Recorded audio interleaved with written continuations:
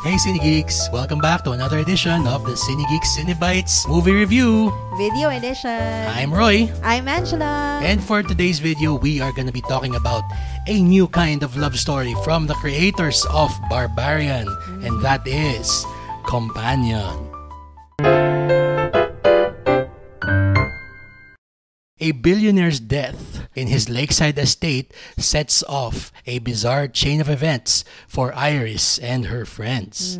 Ooh. So, alam kong wala ka na pa na trailer nito? Yes. At all? I came in blind. Which is the best way to go. Yes, exactly. Exactly. Ako, I saw a trailer for this. Isang trailer lang. Kaya may idea ako saan pupunta to. Ako mind-blown ako talaga. Pero yun na nga, kaya gusto kong makani ka muna. What did you think of Companion?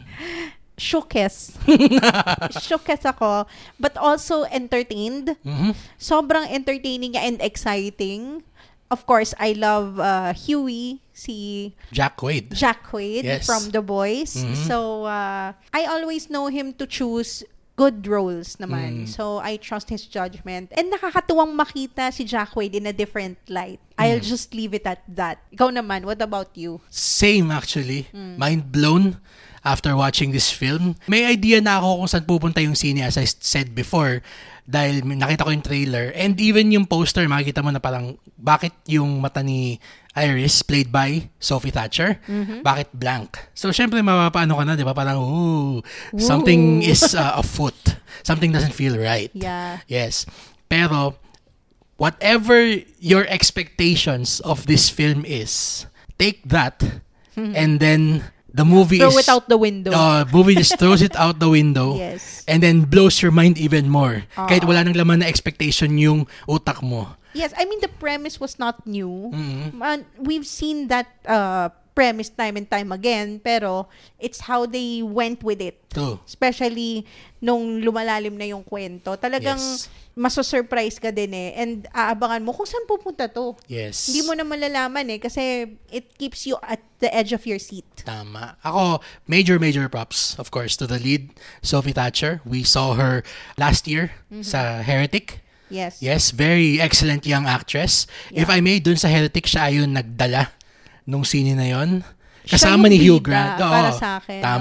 Especially, sobrang electric nung scenes nilang dalawa together. Yung chemistry nila ni Hugh Grant sa Heretic was electric. Dito din sa Companion, yung chemistry niya kay Jack Quaid. So she's really a great actress. Ang galing talaga niyang actress talaga. Oo.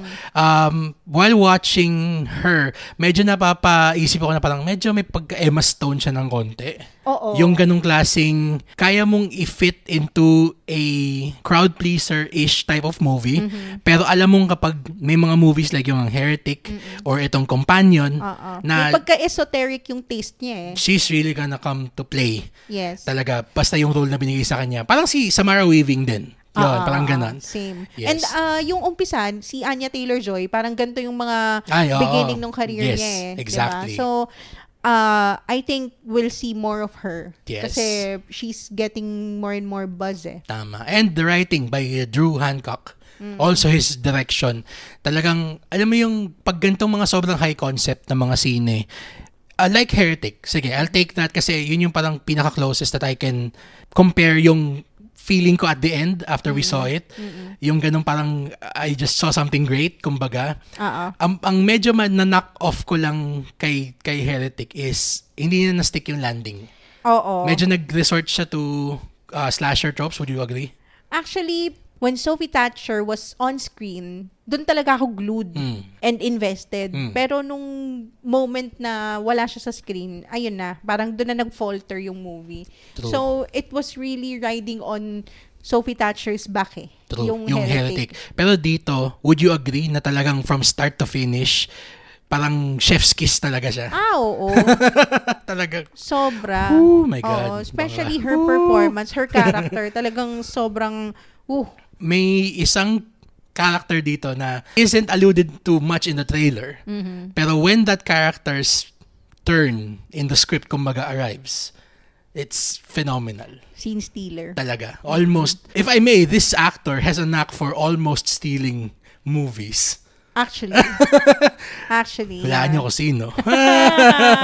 Comment below. Comment below kung sino sa palagay nyo yun. Yes. And I guess I can give our rating na. We can give our rating. Ako, this Unanimous. is A+. Talaga, panalong-panalo. You, your friends, even yung mga hindi mahilig sa horror. Actually, hindi ko nga siya masasabing horror because it's just fun, entertaining movie. It's overall super entertaining. Super fun. Yes. If you've seen Companion, what did you think about it? Comment it on our comment section below. And don't forget to watch Companion when it comes out in SM Cinemas exclusively on January 29. So, this has been Roy and Angela. Thanks for watching another edition of the Cine Geeks Cinebites video review, and we'll see you in the next one.